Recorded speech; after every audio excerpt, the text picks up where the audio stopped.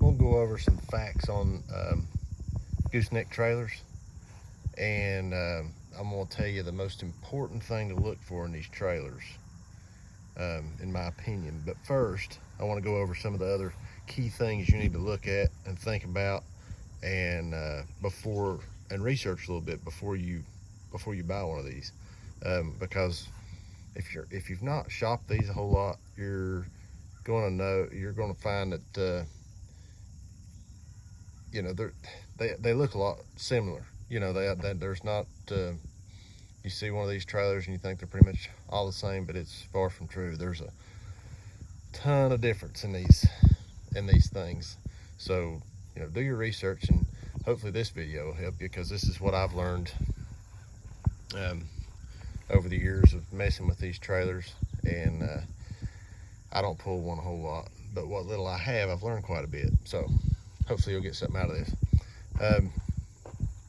It's a 24-foot gooseneck deckover trailer. It's got a 20-foot flat top here, and it's got a 4-foot dovetail.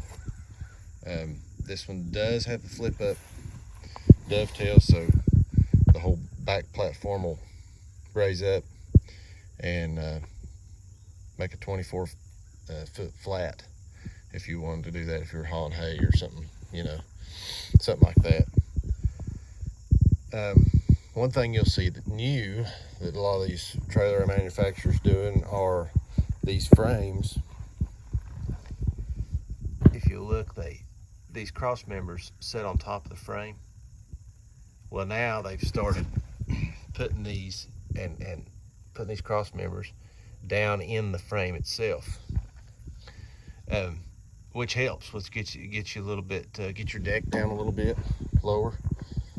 Obviously, you'll see them a lot of indication if you're just looking online at used ones or whatever. You'll see like a steel plate or something over top of the wheels. Obviously, because the deck is sitting closer to the tires, and keeps it from rubbing wood. But you can find some of these with, most of them's got 7,000 pound axles. These single tandems do, but definitely pay attention to that. You don't want one of these dinky ones. You get the trailer this size, and it better at least have that under it, because anything less than that, this size, it's not going to work good for what you're doing. One thing I will look for in one of these is the twin jacks. This one's got a single jack. That's fine. It's just not as stable as it is if you've got two, obviously, if you use it for anything else.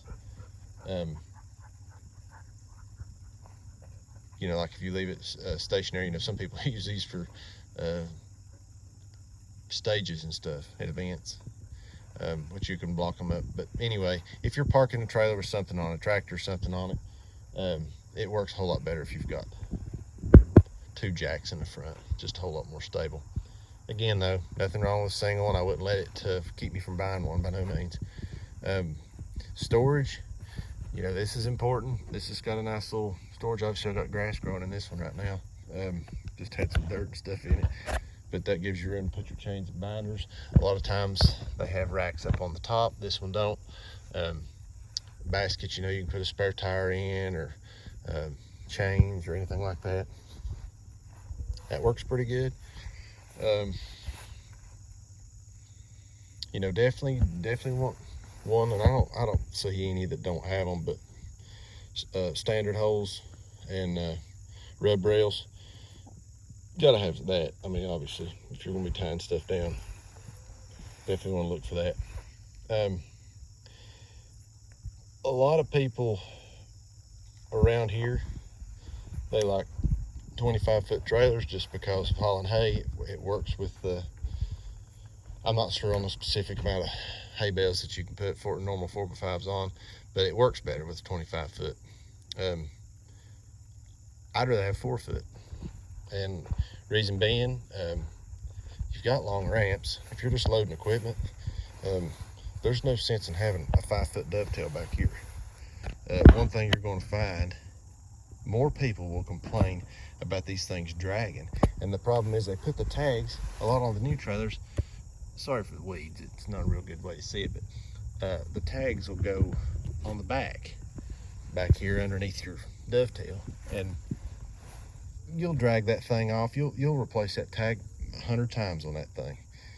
So a 4-foot dovetail is a lot higher off the ground and works a whole lot better. Uh, and you know, if you're it's not making anything steeper, nothing. Sometimes your ramps might be a little bit longer, I guess, but 4-foot dovetail, in my opinion, is way better. And I also like in Tennessee, if I'm sure I'll get corrected on this, and I wish I would, because I've been told 15 different things from the tag office, but I've been told that if your trailer's 20 foot or less, you don't have to tag it. So I kind of like to look for the 16 fours, just a 20-foot trailer, that's 16 flat and a 4-foot dove, because well, they work a whole lot better, and then plus you don't have to tag it. But I don't know that that's if that's for sure the truth, but I have been told that.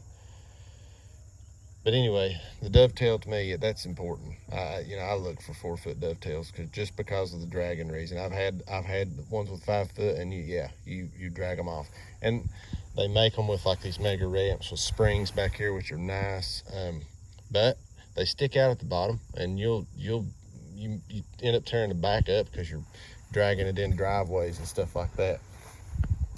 If you do get one with a 5-foot dove, pay attention to the way the neck's built on the trailer, because if you've got a low neck like this, and most new trucks are higher, they're going to jack the trailer up more when you hook it to your truck. So getting on this point, this kind of gets to the part I mentioned is the most important to me, and I think most people will find this, is this neck. You know, like I said, newer trucks are built a little bit bigger than the older ones are, especially if you're not pulling with a flatbed. If you just got a pickup truck, they're just built a little bit higher. A lot of people are running bigger tires, bigger wheels, the truck's up more. So, and I know a lot of people's like, well, you got adjustable neck. I hear that all the time. It's like, well, I just want one. I don't want it, I need the clearance for my bed, from my neck down to my bed. I need the clearance so I can get in driveways and stuff easy, and getting in and out of the field.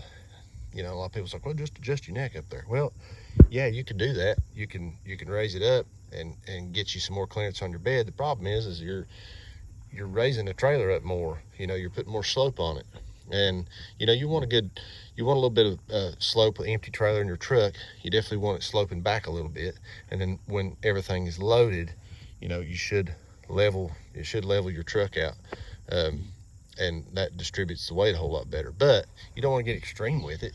It puts it puts a lot of weight on that back axle instead of both of your axles. It don't do as well. So my suggestion is, when you're shopping these things, you want adjustable neck. Most of them do, so you can adjust that part, but pay attention to your neck height. They make these trailers, I think they call them high neck trailers, and I just seen it because I noticed a couple of trailers being pulled with lifted trucks, and I'm thinking, how in the world do they do it? Because I had a trailer at the time, and I barely had enough clearance on my normal truck. My driveway's kind of rough, and it would touch my bed if I wasn't careful. If I was loaded, it was fine, but empty, my bed would hit back here every time. But I got to looking at those trailers, and PJ was one of them that makes them, and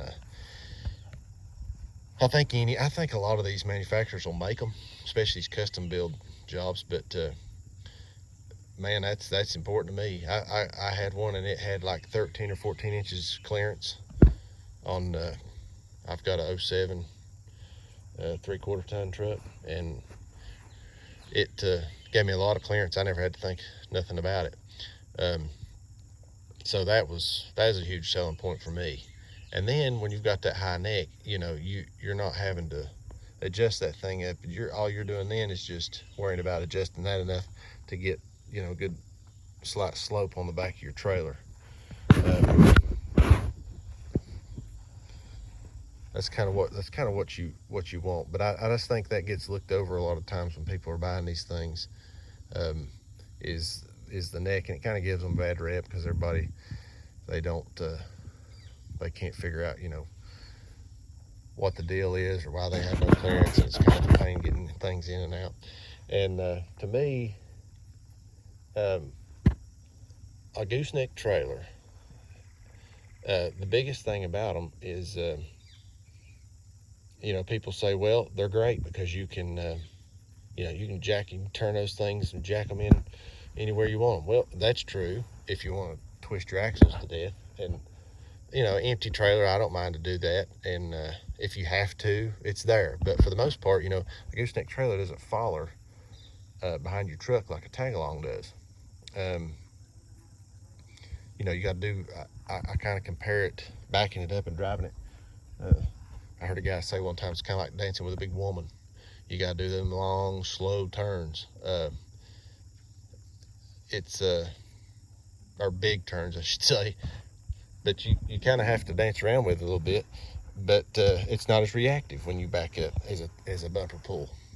But the beauty of these deckovers is your wheelbase is not as wide as the lowboy trailers. So driving it down the road, you'll find you won't tend to drop it off the side of the road as much as you would something like this, where the axles are out past the trailer deck. So that's one good thing about them. But the biggest advantage of a gooseneck trailer is weight distribution. I mean, people can say what they want to on the turning radiuses and all that stuff, but anybody that knows anything knows it's weight distribution. And instead of putting all that weight on the tail of your truck, you know, you're putting it up here in front of just a touch in front of your back axles, and that makes a huge difference. That's the same with the dump trailers. You know, I would rather have a gooseneck dump trailer just because I tend to have a lot of weight on that trailer, and it handles it better. Even if it was a bigger trailer, I'd rather have a bigger trailer if it was a gooseneck on my single axle truck, single wheel truck, than I would, you know, having a shorter tag along like this, just because I don't mind to put a little more weight as long as it's spread out a little bit more instead of putting it right on the bumper of my truck. So anyway, that to me is the most important thing on a gooseneck trailer. So that being said, you know, that leads into my opinions on trucks and stuff too. And I know a lot of people disagree on that, but I don't like leveled trucks or lifted trucks. They make it aggravating for trailers. And to me, a truck should squat a little bit in the front and the back end should be up a little bit so that when you load it, everything's leveled out and they ride a whole lot better. People just don't like the looks of that and they want to level it up. But then when you put any weight on it, it squats. And I definitely am not into the squatting thing. So anyway, I hope this helped you on gooseneck trailers. Because like I said, I've kind of learned a lot of this stuff the hard way, and thought I would do a little video to help people so that if they're buying used, you know, some key things to look for, and help them in making that decision. So if you got any questions or corrections, because again, I'm learning myself on a lot of these, feel free to comment and let me know. And please subscribe. I'm gonna do a lot more videos. I've actually got video on a dump trailer and dump trailers and what I've learned about those and other things, and hoping to do more. So stay tuned. Thank you.